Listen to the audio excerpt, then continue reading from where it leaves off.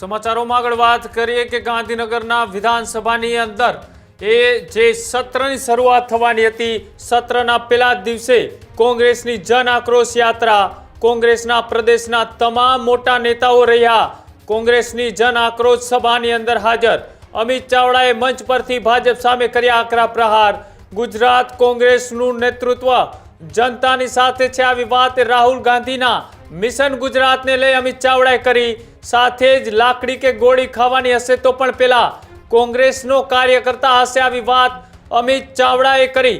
ખેડૂતોનો અવાજ ઉઠાવવા માટે કોંગ્રેસે ખેડૂત આક્રોશ યાત્રા કાઢી હતી। સોમનાથથી દ્વારકા સુધી યાત્રા યોજી હતી। આખા ગુજરાતની જનતાનો અવાજ બુલંદ કરવા જન આક્રોશ યાત્રા શરૂ કરી। જે રીતના બનાસકાંઠાથી અમિત ચાવડાની આગેવાનીમાં કોંગ્રેસે જન આક્રોશ યાત્રાની શરૂઆત કરી હતી અને એ જન આક્રોશ યાત્રા આજે ગાંધીનગરની અંદર ને ગાંધીનગરમાં જ્યારે વિધાનસભાની અંદર બજેટ સત્રના પહેલા દિવસે કોંગ્રેસ દ્વારા ગાંધીનગરમાં આ જન આક્રોશ સભાનું આયોજન કરવામાં આવ્યું। આ સભામાં મોટી સંખ્યામાં કોંગ્રેસના કાર્યકર્તાઓ પણ ઉપસ્થિત રહ્યા હતા। સાથે જ મોટા દિગ્ગજ નેતાઓ પણ આ કોંગ્રેસના કાર્યક્રમની અંદર ઉપસ્થિત રહ્યા હતા। ત્યારે અમિત ચાવડા જે ગુજરાત કોંગ્રેસના પ્રમુખ છે, તેઓએ સરકાર સામે આકરા પ્રહારો કરતા શું કહ્યું, આવો તે પણ જોઈએ। કોંગ્રેસના વડીલો, ભાઈઓ, બહેનો, યુવાન મિત્રો, સાથીઓ અને સમગ્ર ગુજરાતમાંથી અહીંયા કોઈ બાલાસિનોરમાં ડમ્પિંગ સાઇટને કારણે પાણી દૂષિત થઈ ગયું છે એવા પરિવારો, ખેડૂતો આવ્યા છે। અહીંયા ત્રિકમલાલની ચાલી હોય, મહેતપુરા હોય, આંબાડીવાડી હોય કે જ્યાંના બિલ્ડરો પીપીપી મોડલના નામે લોકોને હેરાન પરેશાન કરતા હોય ને આ સરકારમાં બેઠેલા ભાજપના નેતાઓ એમની ચમચાગીરી કરતા હોય, એની સામે લડવા આવેલા પરિવારો। અહીંયા કેટલાય બહેનો આવ્યા છે જેને છેલ્લા 4 મહિનાથી પગાર નથી મળ્યો એવા બહેનો। અહીંયા મધ્યાહન ભોજનના કર્મચારીઓ અને એના પરિવારો આવ્યા છે। આખા ગુજરાતમાં જે ખેડૂતોને ખોટી જમીન માપણીને કારણે હેરાન પરેશાન થવું પડ્યું છે, જેના ખેતરમાં પેલી અદાણીની વીજ લાઈનો આવે અને જબરજસ્તીથી થાંભલા પોલીસને બોલાવીને નાખવામાં આવે છે, એવા ખેડૂતના પરિવારો, ફિક્સ પગાર ને કોન્ટ્રાક્ટથી શોષિત અહીંયા ઉપસ્થિત યુવાનો, જેના ઘરો પર, જેના આસિયાના પર બુલડોઝર ફેરવ્યા છે આ ભારતીય જનતા પાર્ટીની સરકારે, અને એની સામે પોતાનું આક્રોશ ને દર્દ લઈને આવેલા પરિવારો। અનેક બહેનો એવી છે કે જ્યાં દારૂ ને ડ્રગ્સને કારણે એમના યુવાન દીકરાઓ, પરિવારના સભ્યો ગુમાયા છે અને એ બહેનો પોતાની પીડા લઈને આવી છે। એવી બહેનો, માતાઓ અહીંયા મનરેગામાં જે ભ્રષ્ટાચાર થયો છે એના પુરાવા લઈને આવ્યા છે। અહીંયા નલ સે જલમાં જે ભ્રષ્ટાચાર થયો છે એના પુરાવા લઈને આવ્યા છે। સમગ્ર આદિવાસી વિસ્તારમાં અંબાજીથી ઉમરગાંવ સુધી આદિવાસી સમાજના યુવાનો આજે જાતિના દાખલા મેળવવા માટે સંઘર્ષ કરે છે એવા યુવાનો આવ્યા છે। પોતાના જળ, જંગલ ને જમીનના અધિકાર માટે જે વિકાસના પ્રોજેક્ટોના નામે આદિવાસી સમાજના લોકોને એના ઘરમાંથી બહાર કાઢે છે, એની જમીનમાંથી બહાર કાઢે છે, એના જળ, જંગલ, જમીનના અધિકારો છીનવે છે, એવા લડાઈ લડવાવાળા આદિવાસી સમાજના યોદ્ધાઓ પણ આવ્યા છે। તમામ લોકોને હું આ તબક્કે સલામ કરું છું કે તમારી લડાઈમાં તમે એકલા નથી, પણ આ મંચ પર બેઠેલું કોંગ્રેસનું નેતૃત્વ આખા ગુજરાતના એક એક તાલુકામાં, એક એક બૂથમાં બેઠેલો કોંગ્રેસનો કાર્યકર, રાહુલ ગાંધીનો લડાયક યોદ્ધા આ તમારા પ્રશ્નોની લડાઈમાં તમારી સાથે છે। ખભે ખભો મિલાઈને લડીશું। લાઠી ખાવાની થાય કે ગોળી ખાવાની થાય, તમારાથી એક ડગલું આગળ કોંગ્રેસનો કાર્યકર હશે, વિશ્વાસ અપાવવા માટે આ જન આક્રોશ સભાનું આયોજન કર્યું છે। તમારા સૌના સાથ સરકારથી જ્યારે ગુજરાતમાં કમોસમી વરસાદ થયો, ખેડૂતો આર્થિક રીતે પાયમાલ થયા, એક તરફ ખેડૂતો આત્મહત્યા કરતા હતા, બીજી તરફ સરકાર એની વાત સાંભળતી નથી, ત્યારે એક વિપક્ષ તરીકે કોંગ્રેસે નક્કી કર્યું કે કિસાન આક્રોશ યાત્રા કરીએ. એ સોમનાથથી શરૂ કરીને દ્વારકા સુધીની યાત્રા 11 જિલ્લામાં 1100 કિલોમીટરની યાત્રા કરી, એક એક ખેડૂતના ખેતર સુધી ગયા, એના આંસુ લૂછવાનું કામ કર્યું, એની જે તકલીફો હતી, પીડા હતી, જે દર્દ હતો એ જાતે જોયો છે, મહેસૂસ કર્યો છે અને એના માટે લડીશું એવો એને બાંહેધરીને સથવારો પણ આપ્યો. આખા ગુજરાતના લોકોના અવાજને બુલંદ કરવા માટે જ્યારે જન આક્રોશ યાત્રાની શરૂઆત કરી, ઉત્તર ગુજરાતમાં ધીમાથી શરૂ કરીને બેચરાજી 13 દિવસમાં 1300 કિલોમીટરની યાત્રા આખા ઉત્તર ગુજરાતના ગામે ગામ લોકોની વચ્ચે ગયા. ક્યાંક ખેડૂતોને ખાતરની લાઈનમાં ઉભેલા જોયા, ક્યાંક જાતિના દાખલા માટે સંઘર્ષ કરતા આદિવાસી યુવાનોને જોયા, ક્યાંક અંબાજીમાં ઘરો પર બુલડોઝર ફેર્યો એવા ગરીબ પરિવારોને જોયા. બધા જ વર્ગ વિસ્તારના લોકો મળ્યા અને દારૂ સામે આખો એક જનતામાંથી આક્રોશ, એક આંદોલનનું સ્વરૂપ એ ઉત્તર ગુજરાતની યાત્રામાંથી શરૂઆત થઈ. જ્યારે બીજા તબક્કામાં ભાગવેલમાં ભાતીજી દાદાના આશીર્વાદ લઈને યાત્રા શરૂ કરી, 16 દિવસમાં 1400 કિલોમીટરની એ જન આક્રોશ યાત્રા, એ દાહોદ હોય, પંચમહાલ હોય કે મહીસાગર હોય, બધી જ જગ્યાએ નલ સે જલનો ભ્રષ્ટાચારના જીવતા જાગતા પુરાવા જોયા.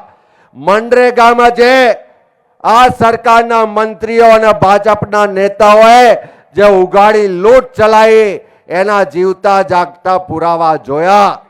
પોલીસ અને પ્રજા માટે જે પોલીસનો પ્રેમ ભાવ હોવો જોઈએ એના બદલે પોલીસની જોહુકમી પણ જોઈ, સરકારની અન્યાયકારી નીતિ પણ જોઈ અને આખા મધ્ય ગુજરાતના લોકોનો આક્રોશ પણ સાંભળ્યો. ત્રીજા તબક્કામાં જ્યારે દક્ષિણ ગુજરાતમાં વલસાડમાં કપરાડાના અંતરિયાળ વિસ્તારથી યાત્રા શરૂ કરી અને નર્મદાના ડેડિયાપાડામાં પૂરી કરી, ત્યારે આખા આદિવાસી વિસ્તારમાં જે જળ જંગલ જમીનનો પેઢીઓથી સદીઓથી જેણે રક્ષણ કર્યું છે, સિંચન કર્યું છે, પોષણ કર્યું છે, એવા આદિવાસી સમાજના લોકોને ઘરબાર વગરના થતા પણ જોયા. ઘરમાં વીજળી ના હોય, બે ટંક ખાવાનું ના હોય, કોઈ સરકારી સહાય ના મળતી હોય, એવા ગરીબ આદિવાસી માતાના જોડે બેસી અને તેમ છતાં એમણે અમને ચા પીવડાવી હોય એવા દિવસો પણ જોયા. ડુંગળીને રોટલો અને ચટણી ખાઈને પણ આ સરકાર સામે તાપી રિવર લિંક પ્રોજેક્ટ માટે જે પરિવારો લડ્યા એને પણ સાંભળ્યા.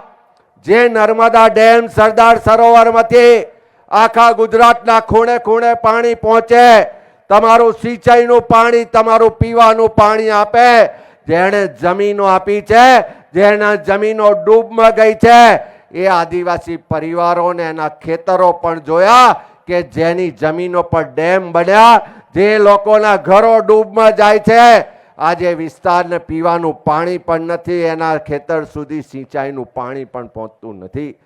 સ્ટેચ્યુ ઓફ યુનિટીના નામે આખા વિશ્વમાં વાહવાહી આ સરકાર કરે, પણ જે આદિવાસી સમાજની જમીનો તાકાત દાદાગીરીથી કબજો કરે છે, આખા સ્ટેચ્યુ ઓફ યુનિટીમાં વિશ્વના પ્રવાસીઓ આવે પણ ત્યાંના આદિવાસી યુવાનને ત્યાં લારી ઊભી રાખવી હોય તો છૂટ નથી, ત્યાં રિક્ષા ચલાવી હોય તો છૂટ નથી. આ ભાજપના મળતિયાઓને ઈ રિક્ષા ચલાવવાનો કોન્ટ્રાક્ટ આપવામાં આવે અને એ આદિવાસી દીકરો દીકરી કે જેની જમીનો ગઈ એણે રોજના 700 રૂપિયા આપીને ઈ રિક્ષા ભાડે લેવી પડે એવી સ્થિતિ પણ જોઈ છે. ત્યારે આ આદિવાસી વિસ્તારના લોકો હોય, ખેડૂતો હોય, જેના ઘરો પર બુલડોઝર ચાલ્યા છે, ગરીબ પરિવારો હોય, જેની જોડે અન્યાય થાય છે એવા પરિવારો હોય, દારૂ ને ડ્રગ્સની સામે લડતા યુવાનો હોય, જે ફિક્સ પગાર કોન્ટ્રાક્ટ ને આઉટસોર્સિંગથી શોષણ થાય છે એવા ગુજરાતના યુવાનો કે ગુજરાતના કામદારો હોય, ગુજરાતના તમામ વર્ગ વિસ્તારના લોકોની જે સમસ્યાઓ છે, જે પીડાઓ છે, જે પ્રશ્નો છે, જે ફરિયાદો છે, જે દર્દ આક્રોશ છે, એને વાચા આપવાનું કામ કોંગ્રેસ પાર્ટીએ કર્યું છે, આવનારા દિવસમાં પણ કરીશું. આજે એક તરફ વિધાનસભાનું સત્ર ચાલે છે, ભલે બહુમતીના જોરે ત્યાં ગુજરાતના સામાન્ય લોકોનો અવાજ દબાવવામાં આવતો હોય, પણ હું તમને વિશ્વાસ સાથે કહું છું કે કોંગ્રેસ પાર્ટી તમારા પ્રશ્નો માટે જમીન પર પણ લડશે, વિધાનસભામાં પણ લડશે અને દેશની પાર્લામેન્ટમાં પણ ગુજરાતમાં જ્યાં પણ કોઈને અન્યાય થશે, અત્યાચાર થશે, શોષણ થશે, ભેદભાવ થશે તો એનો અવાજ ઉઠાવવાનું કામ કરશે. આખી યાત્રા દરમિયાન જોયું કે ચારે બાજુ પોલીસ હોય.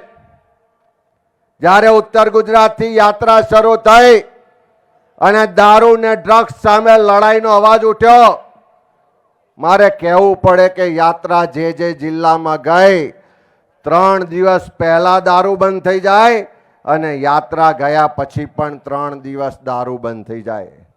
પણ હું તમને કહું છું કે એકવાર આ યાત્રા આખા ગુજરાતમાં પૂરી થવા દો, 27માં પરિવર્તન થવા દો. 3 દિવસ દારૂ બંધ નહીં થાય, આ ગુજરાતમાં એક ટીપું પણ દારૂ નહીં રહે, એની લડાઈ લડવા નીકળ્યા છે ને નિર્ણય કરીને બતાવીશું. કારણ કે આપણી ગુજરાતની નાની ઉંમરની બેન દીકરીઓની આપણી આંખ સામે વિધવા થતી આપણે બહુ જોઈ લીધી. આ સરકારમાં બેઠેલા લોકોના હપ્તાખોરીના કારણે હવે કોઈ ગુજરાતનો યુવાન દારૂ કે ડ્રગ્સમાં મરે એ દિવસો નહીં રાખવા. એની સામે પણ નિર્ણાયક લડાઈ લડવાની છે. આ યાત્રા જેમ જેમ આગળ વધે છે, ગુજરાતના લોકો ચારે બાજુ પોલીસ હોય તેમ છતાં પૂછીએ કે પોલીસ હપ્તા લે છે? તમને પૂછું છું, પોલીસ હપ્તા લે છે? તો લોકો હાથ ઊંચા કરીને એકી અવાજે કહે છે કે હા.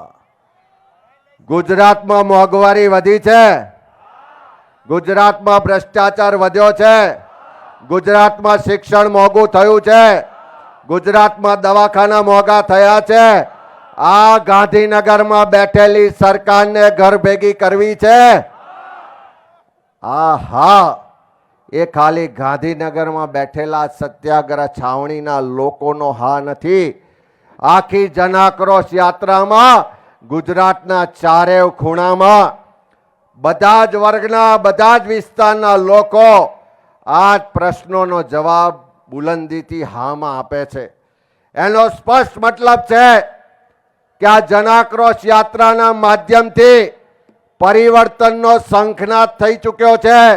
હવે તમારી મારી આપણી જવાબદારી છે કે આપણા પરસેવાના ટેક્સના પૈસાથી પગાર લેતી આ સરકાર, આપણા પરસેવાના ટેક્સમાંથી પગાર લેતા અધિકારીઓ, આપણા મતથી ચૂંટાયેલી આ સરકાર જો આપણી વાત સાંભળતી ના હોય તો એના માટે આ જનાક્રોશને એક એક ગામ સુધી, ગલી સુધી, ઘર સુધી લઈ જવાની જવાબદારી આ કોંગ્રેસના કાર્યકરોની છે.